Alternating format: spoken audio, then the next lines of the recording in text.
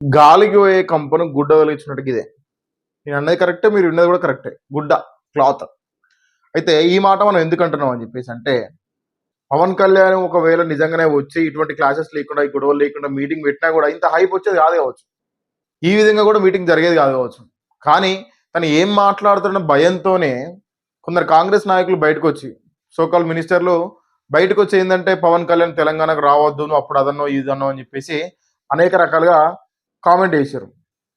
అది చిలికి చిలికి గాలివానై సో తెలంగాణ మొత్తం వ్యాప్తించి పెద్ద న్యూసెన్స్ లెక్క తయారైపోయింది. దాన్ని కూడా పవన్ కళ్యాణ్ గారు ఛాలెంజ్ తీసుకున్నారు. ఎందుకు రానివ్వరు నన్ను? As an Indian citizen have a right to go any state. భారతదేశంలో ఉన్నటువంటి ఏ స్టేట్ కైనా కూడా ఒక భారతీయ పౌరునిగా తను వెళ్ళొచ్చు.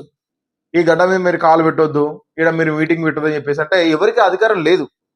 రాజ్యాంగం ఎక్కడైనా కూడా ఎవరైనా భారతదేశం తిరగొచ్చు అని చెప్పేసి భారతీయ పౌరునికి ఆ హక్కు ఇచ్చింది.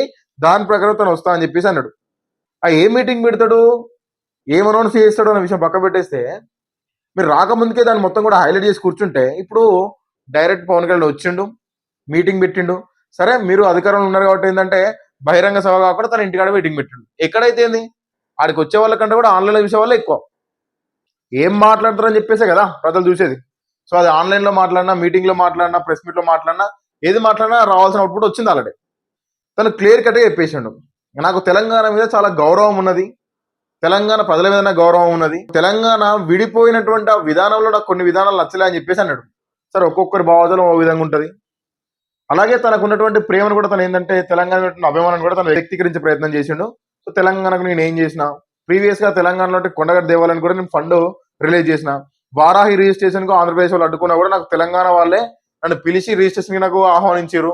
నాకు తెలంగాణ వాళ్ళ మీద ఆ విశ్వాసం ఉన్నది, నాకు ఆ నమ్మకం ఉన్నది. తెలంగాణ వాళ్ళను ఆంధ్ర వాళ్ళకంటే కూడా ఎక్కువ నన్ను ప్రేమిస్తారు, నన్ను ఆదరిస్తారని చెప్పేసి నాకు తెలుసు అని చెప్పేసి పవన్ కళ్యాణ్ చెప్పడం జరిగింది. ఎవరైతే గోరుతో పోయేటువంటి మ్యాటర్ ని గుడ్డలా తీసుకొచ్చిరో, పొన్నం ప్రభాకర్ లాంటి వాళ్ళు కావచ్చు, ఇంకా దంకి దయాకర్, ఇటువంటి వాళ్ళు ఏంటంటే నువ్వు ఎలా వస్తావో చూస్తాం, ఏ విధంగా అడుగుడితో చూస్తాం తెలంగాణలో అని చెప్పేసి రెచ్చగొట్టే ప్రయత్నం చేశారు. పవన్ కళ్యాణ్ వచ్చిండు, మీటింగ్ పెట్టిండు, బయట కాకుండా వాళ్ళ ఇంటి దగ్గర మీటింగ్ పెట్టేసిండు. కానీ ఆ మీటింగ్ లో తను క్లియర్ కట్ చెప్పేసిండు, నేను నెక్స్ట్ ఎలక్షన్స్ లో ఖచ్చితంగా పోటీ చేస్తా, తెలంగాణలో కూడా మేము పోటీ చేస్తాము, ప్రతి ఎలక్షన్స్ లో కూడా మేము పోటీ చేస్తామని చెప్పేసి క్లియర్ అనౌన్స్ చేశారు. సో అయితే ఇక్కడ మనం చూసినట్లయితే ప్రీవియస్ గా కూడా పవన్ కళ్యాణ్ గారు తెలంగాణలో పోటీ చేశారు కొన్ని ప్లేస్లలో, కాకపోతే ఇంత గ్రాండ్ గా మీటింగ్స్ పెట్టి లేకుంటే అనౌన్స్ చేసి ఛాలెంజింగ్ గా చేయలేదు. సో ప్రజెంట్ ఇప్పుడు ఉన్నటువంటి సిచ్యువేషన్ బట్టి తను ఏంటంటే ఇది కూడా ఒక మంచి అవకాశంగా యూజ్ చేసుకొని ఇది ప్రాపర్ టైం అనౌన్స్ చేయడానికి అని చెప్పేసి తను ప్రెస్ మీట్ లో క్లియర్ కట్ గా తెలంగాణ ఉన్నటువంటి అభిమానాన్ని కావచ్చు, తెలంగాణ ఉన్నటువంటి ప్రేమను శంకిస్తే నేను కంపల్సరీ తెలంగాణలో పోటీ చేస్తా, ప్రతి ఎలక్షన్స్ లో పోటీ చేస్తా, అన్ని ప్లేస్లలో పోటీ చేస్తా అని చెప్పేసి క్లియర్ కట్ గా అనౌన్స్ చేయడం జరిగింది. సో దీన్ని బట్టి తెలిసే ఏంటంటే నెక్స్ట్ రాబోయే ఏ ఎలక్షన్ అయినా కూడా కంపల్సరీ జనసేన నుంచి పోటీ చేస్తారు క్యాండిడేట్స్. సో దీని వల్ల జరిగే ఏంటంటే రాబోయే ఎలక్షన్స్ లో ఓట్లు చీలికైతాయి. ఇక్కడ ఒక్క సీటు పవన్ కళ్యాణ్ గెలిచినా కూడా ఆ seat that will come under BJP, అది పక్కా. ఎందుకంటే ఆల్రెడీ ఆంధ్రప్రదేశ్ రాష్ట్రంలో కూడా జనసేన, టీడీపీ అండ్ బీజేపీ కలిపే ఒక కూటమిగా ప్రభుత్వం ఏర్పడింది.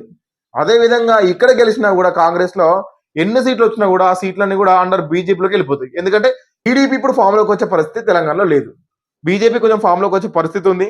అంటే మేబీ టైం పట్టొచ్చు, కాకపోతే ఇప్పుడు బీజేపీతో పాటు జనసేనకు ఎన్ని సీట్లు వచ్చినా కూడా that will come under BJP.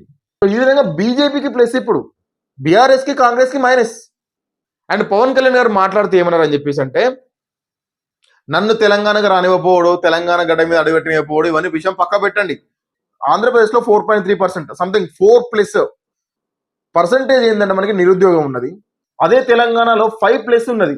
First దీని గురించి మాట్లాడండి, వీటి మీద పోటీ చేయండి, వీటి మీద పోరాడండి. ఈ నిరుద్యోగాన్ని ఏ విధంగా మనం తీసేయాలని చెప్పి ఆ విషయం గురించి ఆలోచించండి తప్ప తెలంగాణలోకి పవన్ కళ్యాణ్ వస్తున్నాడు, తెలంగాణలోకి పవన్ కళ్యాణ్ ఏ విధంగా రాకుండా చూసుకోవాలి, ఏ విధంగా మీటింగ్ పెట్టకుండా చూసుకోవాలి, సో ఇటువంటి విషయాల మీద ఫోకస్ చేయకని చెప్పేసారు. అలాగే ఎవరైతే ప్రజెంట్ ఉన్నటువంటి ఎమ్మెల్యేలు ఉన్నారో తెలంగాణకు వ్యతిరేకంగా పనిచేసిన వాళ్ళే ఈ రోజు ఎమ్మెల్యేలకి కూర్చొని చెప్పేసి అన్నాడు. అంటే నెక్స్ట్ ఎలక్షన్స్లలో జనసేన పోటీ చేస్తుంది, వీలైతే అన్ని ప్లేస్లలో పోటీ చేస్తుంది, లేకుంటే సెలెక్టెడ్ ప్లేస్లలో పోటీ చేస్తుంది. దానివల్ల ఎన్ని సీట్లు వచ్చినా కూడా అది బీజేపీకి ప్లస్, బీఆర్ఎస్కి కాంగ్రెస్ కి మైనస్. ఎవరు ఈ అద్దంకి దయాకర్ రావు కావచ్చు, పొన్నం ప్రభాకర్ కావచ్చు, నోటి దూలతోని మీరు ఎవరిని కూడా నా రాష్ట్రానికి రానివ్వను అని చెప్పేసి మాట్లాడితే ఎవరు ఊరుకోరు. మరి ఒక డిప్యూటీ సీఎం అంతకు మించి ప్రీవియస్గా ఆంధ్రప్రదేశ్ విడిపోక ముందుకు ఉమ్మడి రాష్ట్రంగా ఉన్నప్పుడు తెలంగాణలో ఉన్నటువంటి అనేక మంది ప్రజలు కూడా ఆయన అభిమానించారు, ఆయన యొక్క సినిమాలు కూడా ఆదరించారు. సో అందరికీ కూడా తెలంగాణ వాసులందరికీ కూడా పవన్ కళ్యాణ్ సుపరిచితుడే. తనేం కొత్త వ్యక్తి ఏం కాదు, కొత్త పరిచయం చేసుకోవాల్సిన అవసరం కూడా లేదు. మీరు కళాకారులను కూడా దగ్గర తీయలేదు, గద్దరన్నం కూడా దగ్గర తీయలేదు. మీరు అనేక పరిస్థితుల్లో గద్దర్ కూడా చెప్పడం జరిగింది, నాకు సపరేట్గా ఒక లేఖ రాస్తే కూడా ఆ లేఖను బయట పెట్టలేదు, ఎందుకని చెప్పేసి నాకు రాజకీయం చేయడం ఇష్టం లేదు దాని మీద అని చెప్పేసి చెప్పడం జరిగింది. ఒక వెహికల్ కూడా నేను గద్దర్ గారు కొనిచ్చిన, ఆ ప్రభుత్వం ఏం చేసింది వారు అప్పుడు? తను ఒక గొప్ప కళాకారుడు కదా, తనకి ఎటువంటి ఒక వెహికల్ కూడా ప్రొవైడ్ చేయలేదు. కనీసం పర్సనల్ గా నన్ను గద్దర్ అని అడిగితే నేను వెహికల్ కొనిస్తానని చెప్పేసి, సో ఈ సందర్భంగా చెప్తాను, ఇంతకుముందు నేను చెప్పలేదు ఎప్పుడు కూడా అని చెప్పి చెప్పడం జరుగుతూ ఉంది. అండ్ ఇంకోటి ఏంటంటే, ఏదైతే పవన్ కళ్యాణ్ గారి మీద వస్తున్నటువంటి యొక్క కోడి చెరువు, యొక్క కోడి చెరువు ల్యాండ్ కూడా ఒకవేళ అది నేను కబ్జా చేసింది అని చెప్పి అనుకుంటే మాత్రము, దాన్ని నిరూపిస్తే మాత్రము 100% ఆ ల్యాండ్ మొత్తాన్ని కూడా నేను తెలంగాణకి అంకితం చేస్తా, తెలంగాణకు రాసి ఇచ్చేస్తా అని చెప్పి చెప్పడం జరిగింది. That is Pawan Kalyan. పవన్ కళ్యాణ్ మరీ అంత గొప్పడని చెప్పి నేను చెప్పను. అలాగే ప్రజెంట్ ఉన్నటువంటి తెలంగాణలో ఉన్నటువంటి రాజకీయ నాయకులంత లుచ్చ రాజకీయ నాయకులు కూడా చెప్పను. ఎందుకంటే తనకు ఎంతో కొంత దేశం మీద నమ్మకం ఉన్నది, గౌరవం ఉన్నది, రాజ్యాంగం మీద గౌరవం ఉన్నది. సో ఇప్పుడున్నటువంటి రాజకీయ నాయకులు మాట్లాడే విధంగా జెండాలు మార్చుడు, టైంను బట్టి మాట మార్చుడు అటువంటి క్యాండిడేట్ అయితే కాదు. వీలైనంత వరకు తనకు సాధ్యమైనంత వరకు ప్రజలకు సేవ చేయడానికి ప్రయత్నించే వ్యక్తే తప్ప, ఎంతసేపు నేను సంపాదించుకోవాలి, నాకే డబ్బు కావాలి, ఆస్తులు సంపాదించుకోవాలి, ప్రజాసేవ పక్క పెట్టేసి నేను సంపాదించుకుంటా అని చెప్పి అనే ఉద్దేశం మాత్రం పవన్ కళ్యాణ్ అసలు కాదు. సో కంపేర్ టు ఇక్కడ తెలంగాణలో ఉన్నటువంటి అందరు మినిస్టర్లు, ముఖ్యమంత్రులు, ఎమ్మెల్యేల కంటే కూడా కంపల్సరీ షూర్గా పవన్ కళ్యాణ్ చాలా గొప్పడు. ఆ విషయం అందరికీ తెలుసు, కాంగ్రెస్ నాయకులకు కూడా తెలుసు. సో చూడాల్సింది నెక్స్ట్ రాబోయే ఎలక్షన్స్లలో అది ఏవైనా కావచ్చు. సో మరి జనసేన ఎఫెక్ట్ తెలంగాణలో ఏ విధంగా పడుతుంది, సో ఎంతవరకు పడుతుంది చూడాల్సింది.